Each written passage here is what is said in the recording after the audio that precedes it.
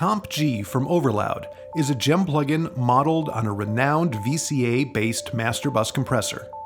Designed for use on stereo content, Comp G works well on any stereo instruments, and when used on a master bus, can help glue together an entire mix.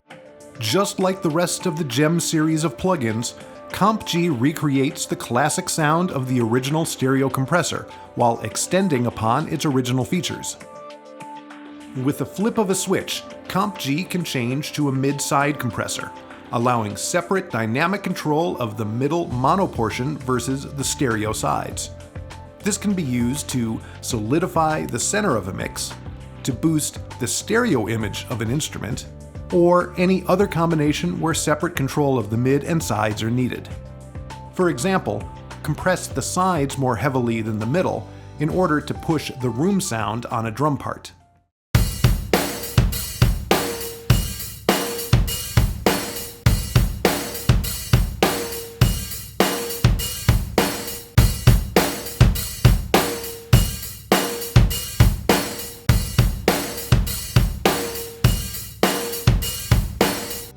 The mid and side sections each have their own solo control.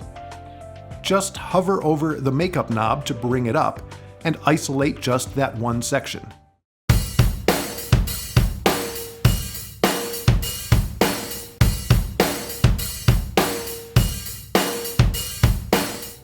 Comp G includes a parallel control, used to combine the compressor's output along with the unprocessed audio. There is a high-pass filter on the compressor's sidechain input, which can help prevent the pumping effect by rolling off the low frequencies from the sidechain. Comp G also offers continuous knob controls, instead of the fixed positions found on the original, allowing for helpful additions like using in-between ratio values. Lastly, multi-platinum engineer Cohen Heldens will demonstrate how he uses Comp G to process a synth bass track and an electronic drum track. So let's move down here. That's our bass subgroup. And let's add an instance of the G comp. And the same way we did the drums, I'm going to move the high pass filter on to about 250 Hertz.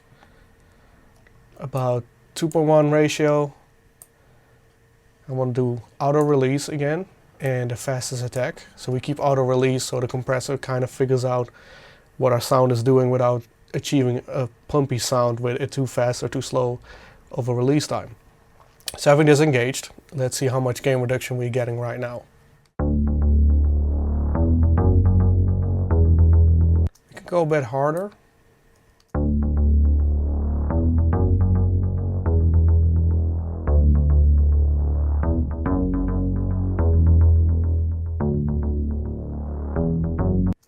So it's quite heavy compression that I'm doing now, but this is where the parallel button on the compressor comes in. So I can feed 50% of the dry signal through it and 50% of the compressed signal. So the good thing now is that I can use much more heavier compression because it evens it out with the natural dry sound that we have going through the compressor. So I'm going to play back the bass with the compressor parallel set to 50-50, so 50 dry, 50 compressed, and then I'll move it all the way to 100% wet signal so you can hear the difference. So this is 50-50.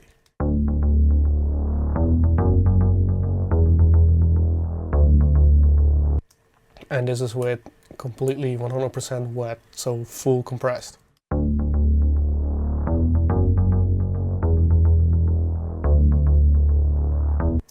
As you can hear, when I use it fully compressed, the full wet signal, it becomes much more muddy and kind of smooshy sounding. So that's why I love to just use this as parallel. So we can match both and use qualities of both, the dry and the wet signal, to keep it more organic and natural sounding. So again, this is with the compressor engaged and 50 dry, 50 wet.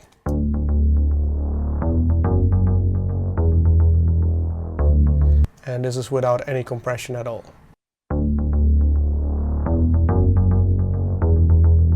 And again with the compressor engaged.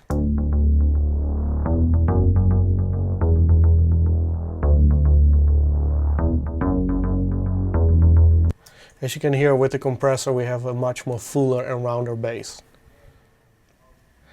So with the Comp G loaded, I want to put it at about a ratio of 6.1. And in this case, I don't want to engage the sidechain, but I will show you when I do the drum group processing with the Comp G, why I want to use it on there. It has a parallel function, but the reason I'm not using it on this particular parallel chain is that I want to EQ it afterwards.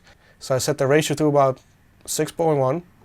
I want to have a fairly slow attack time, so I'm going to put it all the way to 30. And my release time, I want to have it as fast as possible. So really what's going to happen is it's going to snatch up the sustain of the signal and release really quick. So we can boost that up and make the kick really solid and then EQ it afterwards. And let's play it back and see how much gain reduction we're getting. So we can move this up quite a bit because I want to have it hit harder.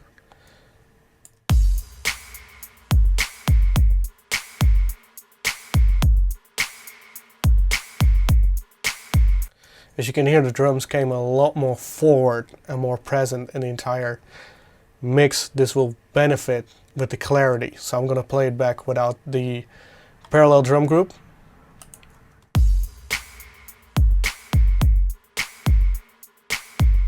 And with the parallel drum group engaged.